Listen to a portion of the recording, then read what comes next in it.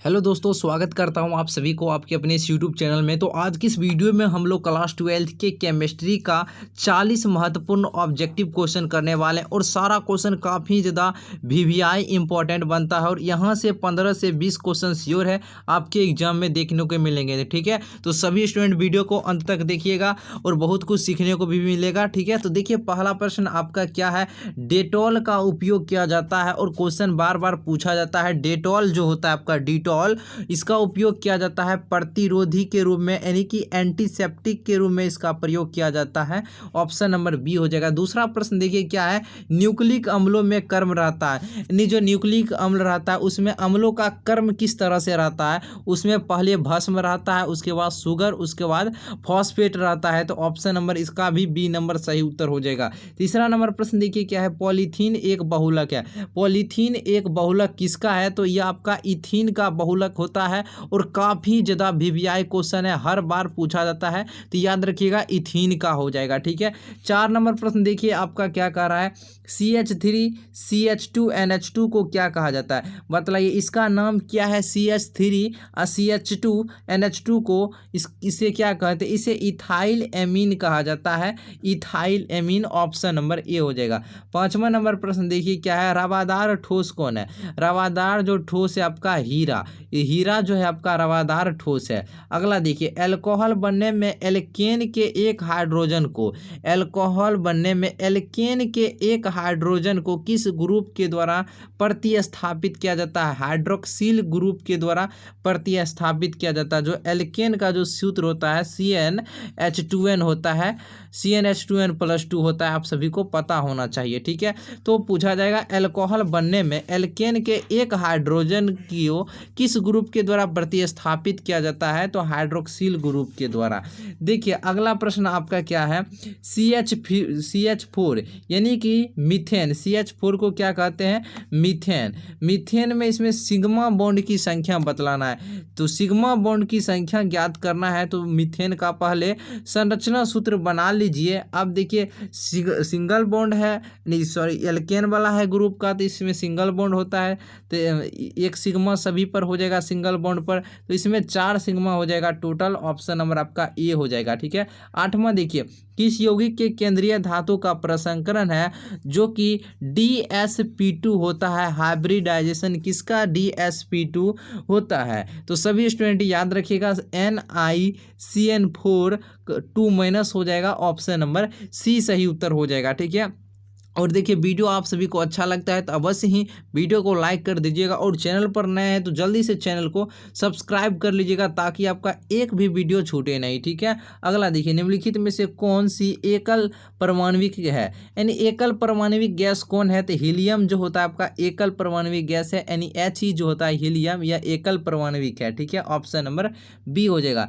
इनमें से कौन अधिकतम लुईस अम्ल है, पूछ रहा है अधिकतम लुईस अम्ल कौन है, जो आपका बोरोन टेट्रा आयोडाइड जो होता है, यानी कि Bi3, यानी बोरोन टेट्रा आयोडाइड, ये आपका अधिकतम लुईस अम्ल होता है, यानी लुईस एसिड होता है। ऑप्शन नंबर सी। ट्रांजिस्टर सेटों के निर्माण में प्रयुक्त होने वाला तत्व कौन है, यानी ट्रांजिस्टर जो सेट होता है उसके निर्माण में प्रयुक्त होने वाला एलिमेंट कौन है, तो ये आपका सिलिकॉन जो होता है, क्या होता है सिलिकॉन, यानी कि Si जो होता है सिलिकॉन, यही इसमें प्रयुक्त होता है ट्रांजिस्टर सेटों के निर्माण में, तो याद रखिएगा सिलिकॉन आपका हो जाएगा। अगला देखिए, निम्न में से ताप द्वारा प्रवाहित नहीं, यानी ताप के द्वारा टेम्परेचर के द्वारा प्रवाहित कौन नहीं होता है, आपका मोललता नहीं होता है। ऑप्शन नंबर क्या हो जाएगा, ऑप्शन नंबर डी। अगला देखिए, प्रासरणी दाब बढ़ता है जब क्या होता है, उसमें तापक्रम जो होता है यानी तापमान वह इंक्रीज करता है,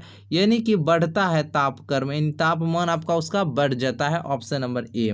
देखिए विशिष्ट प्रतिरोध की इकाई क्या होती है, विशिष्ट प्रतिरोध की इकाई बार बार पूछा जाता है, याद रखिएगा ओम इनवर्स सेंटीमीटर इनवर्स होता है विशिष्ट प्रतिरोध की इकाई। देखिए रासायनिक अभिक्रिया यानी हाइड्रोजन गैस और प्लस आयोडीन गैस दोनों को मिश्रित किया है और हाइड्रोजन आयोडाइड बनाया है, यानी समीकरण संतुलित करने के लिए 2 लगा दिया है, और इसका सम स्थिरांक जो होता है Kp निर्भर यह करता है, यह टेम्परेचर पर निर्भर करता है, यानी कि तापक्रम पर निर्भर करता है। अगला चलिए, निम्नलिखित में से कौन सा द्रव स्नेही कोलाइड है। जो आपका ये गोंद होता है ना, ये गोंद द्रव स्नेही कोलाइड होता है। देखिए अगला, निम्नलिखित में से कौन सी धातु धातु भूपर्पट्टी में प्रचुर मात्रा में पाई जाती है। देखिए धातु की बात कह दिया है तो एल्युमिनियम जो होता है सबसे अधिक मात्रा में पाया जाता है भूपर्पट्टी के नीचे। ऑप्शन नंबर आपका क्या हो जाएगा, सी नंबर। सल्फाइड अयस्क का समारण किया जाता है, बार बार क्वेश्चन पूछा जाता है, फेन उत्प्लवन विधि के द्वारा। देखिए XeF4 यानी कि जेनॉन टेट्राफ्लोराइड, X यानी xenon, F4 tetrafluoride, xenon tetrafluoride, इसकी आकृति क्या होती है, इसकी आकृति होती है स्क्वायर प्लेनर यानी कि वर्ग समतलीय। इसकी आकृति अगर आपसे पूछेगा आकृति जेनॉन टेट्राफ्लोराइड की आकृति क्या होती है तो कहिएगा स्क्वायर प्लेनर यानी कि वर्ग समतलीय होती है, ठीक है। और इसकी हाइब्रिडाइजेशन यानी प्रसंकरण इसका पूछे, याद रखिएगा प्रसंकरण, तो प्रसंकरण इसका क्या होता है ध्यान में रखिए, sp2d2 होता है। और क्वेश्चन बहुत ही इंपॉर्टेंट है, पूछा जाता है, पूछा जाएगा XeF4 की प्रसंकरण क्या होती है यानी हाइब्रिडाइजेशन क्या होता है, sp2d2 होता है, ठीक है ना। चलिए अगला प्रश्न देखिए, अगला प्रश्न आपका क्या है, अर्धपारगम झिल्ली से प्रासरण क्रिया में निकल पाते हैं, तो इसमें जो विलायक के अणु होता है वही सिर्फ निकल पाते हैं। ऑप्शन नंबर बी हो जाएगा। निम्नलिखित में से जिंक का अयस्क नहीं है, कह रहा है जिंक का अयस्क नहीं है, तो पहले आप सभी को जिंक का अयस्क याद होना चाहिए। मतलब जिंक ब्लेंड जो होता है ये आपका जिंक का अयस्क होता है। और इसका सूत्र क्या होता है जिंक ब्लेंड का, तो सभी को पता होना चाहिए, ZnS ये जिंक ब्लेंड का सूत्र है। और कैलामाइन भी आपका किसका अयस्क है, जिंक का ही अयस्क है। और कैलामाइन का सूत्र क्या होता है, ZnCO3, ये आपका कैलामाइन का सूत्र है। और देखिए जिंकाइट भी आपका जिंक का अयस्क है और इसका सूत्र क्या होता है, ZnO होता है। जिंकाइट का सूत्र क्या होता है, ZnO होता है, ठीक है। और सबसे जिंक की मात्रा सबसे अधिक किसमें होता है, जिंक ब्लेंड में होता है यानी ZnS में, इसमें सबसे अधिक होता है का जिंक की मात्रा यानी 80% होता है आपका जिंक की मात्रा जिंक ब्लेंड में, ठीक है। और जो बॉक्साइड जो होता है ये जिंक का अयस्क नहीं होता है। बॉक्साइड किसका अयस्क है, तो सभी को पता होना चाहिए Al यानी कि एल्युमिनियम का अयस्क होता है आपका बॉक्साइड, ठीक है। तो ऑप्शन नंबर आपका डी हो जाएगा। देखिए निम्न में से हरा थोथा यानी हरा कशीस, जो हरा कशीस का यानी हरा थोथा का सूत्र क्या होता है, FeSO4 होता है, इंटू में 7H2O होता है। ये आपका हरा कशीस यानी कि हरा थोथा का सूत्र होता है। तो ऑप्शन नंबर आपका ए नंबर राइट आंसर हो जाएगा। अगर आपसे नीला थोथा का सूत्र पूछता है तो क्या लगाइएगा, नीला थोथा का CuSO4 इंटू 5H2 होता है, ये होता है नीला थोथा का यानी नीला कशीस का होता है। और हरा थोथा का FeSO4 इंटू 7H2O। देखिए अगला क्वेश्चन, एल्किल हैलाइड की SN1 अभिक्रिया यह प्रदान करती है रेशिमीकरण अभिक्रिया यह प्रदान करती है। ऑप्शन नंबर क्या हो जाएगा, बी नंबर सही उत्तर, ठीक है। और आप सभी अभी तक वीडियो को लाइक नहीं किए हैं तो जल्दी से आप सभी लाइक कर दीजिए और चैनल को अवश्य ही सब्सक्राइब कर लीजिए, ठीक है।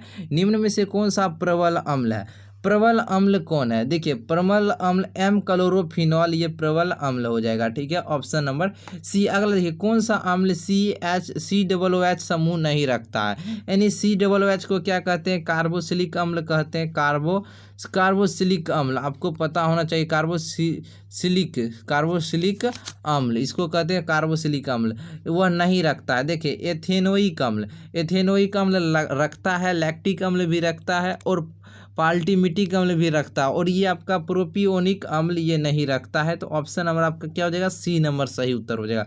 ओलियम लिखा हुआ है, ओलियम का सूत्र क्या होता है, ओलियम का सूत्र क्या होता है, बार बार क्वेश्चन पूछा जाता है। तो H2 होता है, H2SO7 होता है ओलियम का सूत्र। ऑप्शन नंबर ए हो जाएगा। देखिए OH- तथा RO- उदाहरण यह किसका है, ये न्यूक्लियोफाइड का लिखा है, न्यूक्लियोफाइड कर लीजिएगा, न्यूक्लियोफाइड का उदाहरण है। इथेनॉल जल में घुलनशील है क्योंकि ये जल के साथ निर्माण क्या करता है, ये जल के साथ हाइड्रोजन बॉन्ड का निर्माण करता है। ठीक है, अगला देखिए Ce यानी सेरियम। मतलब सेरियम। सेरियम के अलावा अन्य लेंथेनाइड तत्वों के कौन ऑक्सीकरण अवस्था अस्थाई है? ये प्लस कौन हो जाएगा? +3 हो जाएगा। ऑप्शन नंबर आपका सी हो जाएगा। भौतिक अधिशोषण की प्रक्रिया होती है कक्ष ताप पर होती है। ग्रेवियल थैलीमाइड संश्लेषण का प्रयोग किसके विरचन में किया जाता है? किसके विरचन में किया जाता है? ग्रेवियल थैलीमाइड संश्लेषण का प्रयोग किसके विरचन में किया जाता है? 1 डिग्री अल्कोहल के विरचन में। Option number A.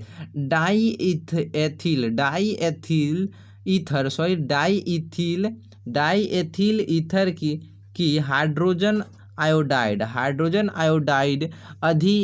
अधिवक्र से क्रिया का उत्पाद क्या होता है? यानी क्या होता है? डाईएथिल ईथर जो होता है ये हाइड्रोजन आयोडाइड की अधिकता में जो उत्पाद के रूप में क्या प्राप्त होता है? तो देखिए उत्पाद के रूप में आपका क्या प्राप्त होता है? एथिल आयोडाइड प्राप्त होता है। Ethyl iodide option number C हो जाएगा। अगला देखिए समान चुंबकीय आघूर्ण वाले समूह कौन है? टाइटेनियम और वेनेडियम है। Ti3+ और V4+, यानी टाइटेनियम और वेनेडियम। यह आपका सही उत्तर हो जाएगा। Option number A. K3CrOx3 में Cr की उपसंयोजन योग संख्या इसका क्या होता है? इसकी उपसंयोजन संख्या 6 होता है। ठीक है, निम्न में से किस यौगिक में यानी किस में निकिल का ऑक्सीकरण संख्या यानी निकेल जो होता है Ni, इसका ऑक्सीडेशन नंबर 0 होगा। तो Ni या NiCO4 में हो जाएगा। ऑप्शन नंबर सी हो जाएगा। बुझा हुआ चूना का सूत्र क्या होता है? CaOH2 होता है। CaOH2 और बिना बुझा हुआ का CaO होता है। ठीक है, दोनों को याद रखिएगा। बुझा हुआ हो जाएगा आपका CaOH2 और बिना बुझा हुआ CaO हो जाएगा। एनिलीन और बेंजीन लिख लीजिएगा। बेंजीन एल्डिहाइड, यहाँ पर 9 छूटा हुआ है। बेंजीन एल्डिहाइड अभिक्रिया है, यह संघनन अभिक्रिया है। 1 डिग्री 2 डिग्री 3 डिग्री एमीन्स लिख लीजिएगा। एमीन्स के पृथक्करण की सबसे अधिक व्यवहारिक औद्योगिक विधि कौन है? यह है प्रभाजी आसवन विधि। देखिए क्षारीय एमिनो अम्ल का उदाहरण कौन है? इसका उदाहरण है हिस्टेडीन आपका सही जवाब हो जाएगा। निम्नलिखित में से कौन बायोडिग्रेडेबल बहुलक है? तो सेल्यूलोज जो होता है ना, ये बायोडिग्रेडेबल बहुलक होता है। ऑप्शन नंबर ए हो जाएगा। चलिए अगला प्रश्न देखिए। अगला प्रश्न क्या है आपका? स्टार्च अथवा सेल्यूलोज के जल अपघटन से प्राप्त क्या होता है? तो इसमें ग्लूकोज प्राप्त होता है। Option number A. और लास्ट क्वेश्चन ये आपके लिए है। शून्य कोटि की अभिक्रिया के लिए वेग स्थिरांक की इकाई क्या होती है? शून्य कोटि अभिक्रिया के लिए वेग स्थिरांक की इकाई बताना है। Litre second inverse, litre mole inverse और mole second inverse, mole litre inverse, second inverse. तो आपको बतलाना है शून्य कोटि अभिक्रिया के लिए वेग स्थिरांक की इकाई। 42 का जवाब कमेंट बॉक्स में बतलाइए। इस वीडियो के कमेंट बॉक्स में आप सभी को बतलाना है इसका जवाब। ठीक है, और वीडियो कैसा लगा जरूर बतलाइएगा और वीडियो को अवश्य लाइक कर दीजिएगा। सभी स्टूडेंट टेलीग्राम से ज्वाइन हो जाइए क्योंकि इसका PDF जो होता है टेलीग्राम पर टिक लगा कर दे देते हैं। एक बार वीडियो देखिए और एक बार पूरा PDF को पढ़ लीजिए, आपको याद हो जाएगा। ठीक है, तो इसका जवाब बतलाइएगा। फिर मिलते हैं एक नए वीडियो में आप सभी के साथ।